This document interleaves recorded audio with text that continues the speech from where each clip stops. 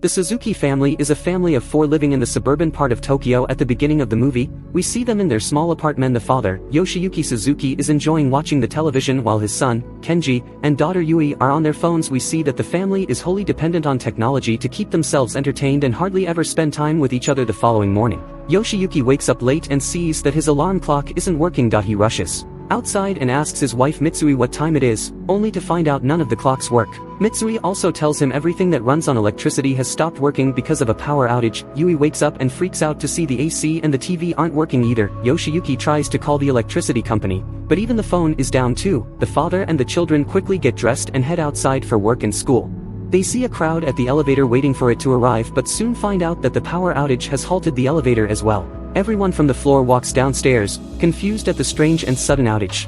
Yoshiyuki is already late, so he rushes to the train station but comes across a crowd again. It turns out the outage has halted the trains, so they won't be able to travel through it until further notice. People try taking a bus as an alternative, but all electrically and fuel-powered systems are down.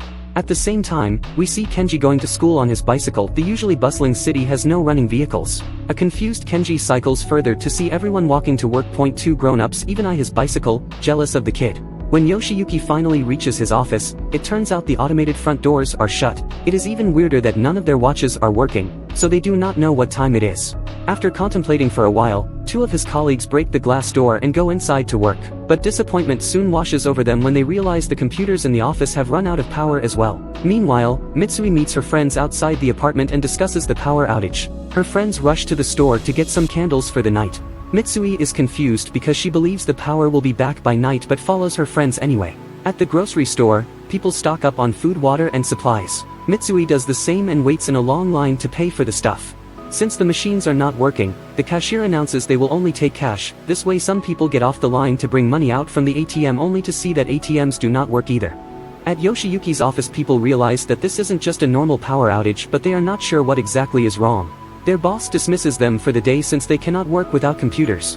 While returning home, Yoshiyuki goes to a bicycle shop. The prices of bicycles are high because of the outage, but Yoshiyuki buys one nonetheless. At night, the Suzuki family lights candles around the house and eats their dinner in peace. Kenji goes to the washroom only to find that the toilet doesn't flush. At the same time, the taps stop working too. Yui is confused because the electricity outage shouldn't cause taps to malfunction. After dinner, the children go back to their room like usual, but they soon get bored without their phones and the internet. The whole family then gathers at the balcony and gazes at the sky. The dark city enhances the light coming from the stars. The family enjoys quality time together after ages. It is now the 3rd day after the power outage. The family's apartment is in bad shape. Dirty plates pile up in the sink because of water scarcity and dirty laundry hangs around the apartment.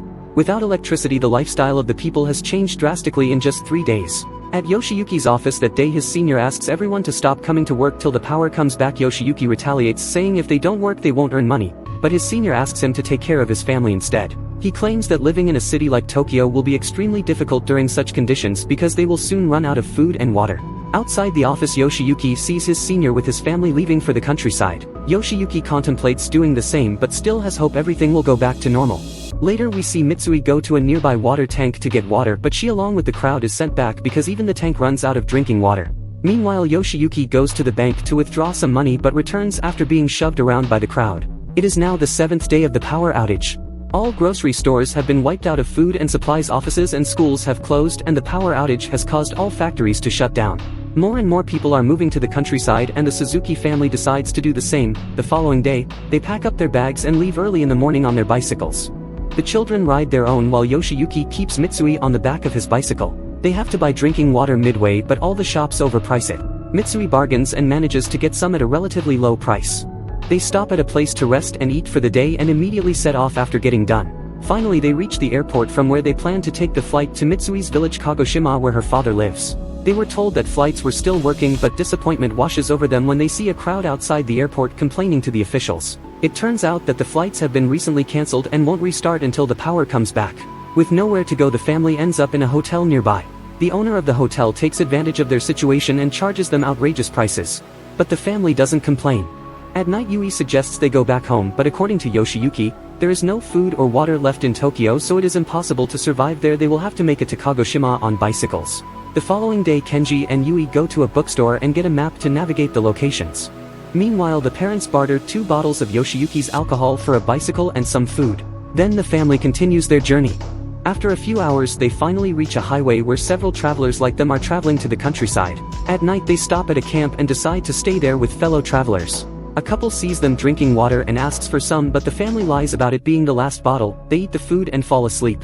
On the next day, they continue the journey and end up in a dark tunnel filled with corpses. They are helped by old ladies to cross it.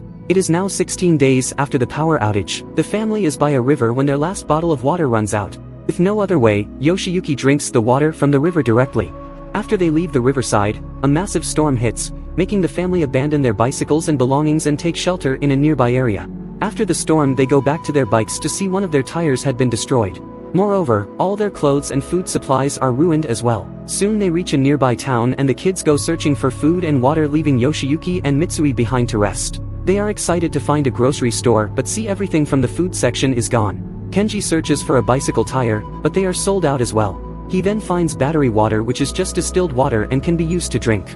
Yui gets cat food and brings them back to their parents. She tries the cat food for the first time and finds it disgusting, but the family has to compromise to survive. Kenji fixes the tire using his phone's cover, and they continue their journey again. They survive on battery water and cat food for a week before meeting a group of campers on the 22nd day. The campers teach them about edible roadside weeds. One of them takes a picture of the family from a non-digital camera and promises to send it to them when the power comes back. They travel together for a few hours then go their separate ways. On day 43, they arrive in front of an aquarium where the people catch fish and eat them. The family happily gets into the line as they have limited food left now. But by their turn, everything is sold. Yoshiyuki begs the man selling the fish to give some to the kids, only to be ignored. A disappointed family moves along with the journey but soon gets tired because of the lack of food and water. One day they end up in a field where Yoshiyuki is about to eat an insect. Just then they see a pig nearby. The family is overjoyed when Yoshiyuki manages to catch the pig, but they are reluctant to cut it even while starving. Just then a man approaches them and slices the pig himself. He introduces himself as Tanaka and asks the family to help him get the pig to his farm. At his home he treats the family with a meal. They devour it completely, having starved the past few days. For the next week they stay with Tanaka but then decide to continue their journey to the village again. 3 days later, they end up by a river. It turns out the map they were following was old, so now, they have to cross the river to get to their destination. They create a make-do raft with pieces of wood and manage to get Mitsui and Yui to the other end. Then Yoshiyuki and Kenji return to get the bicycles. However, just then it starts to rain and the water flows faster, taking Yoshiyuki with it. Kenji tries his best to save his father but only finds his wig in the water.